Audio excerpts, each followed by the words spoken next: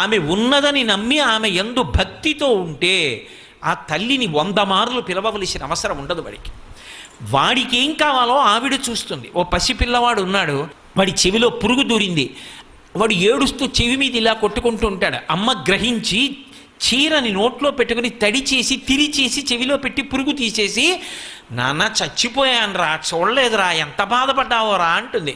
వాడేమి నోరు విప్పి చెప్పక్కర్లేదు. మలమూత్రంబులతో మహాభయముతో మాతృస్తనాపేక్షతో చలమూర్ఖత్వముతో సదాభ్రమతతో చాంచల్య చిత్తంబుతో బరువైనట్టి కపజ్వరగ్రహ మహాబాల్యామయ శ్రేణితో కలనైనంతమ చింతలేక చెడితిన్ కామ్యార్థినై శంకర అంటారు. అటువంటి స్థితిలో ఏదీ నోరు విప్పి చెప్పకపోయినా అన్నీ ఇచ్చి కాపాడిన అమ్మలా ఆ తల్లి యందు భక్తి కలిగి పాత్రత ఉన్నవాడు ఎవడున్నాడో వాడి అవసరాల గురించి వాడు ఆలోచించవలసిన అవసరం ఉండదు. వాడి అవసరం గురించి అమ్మవారు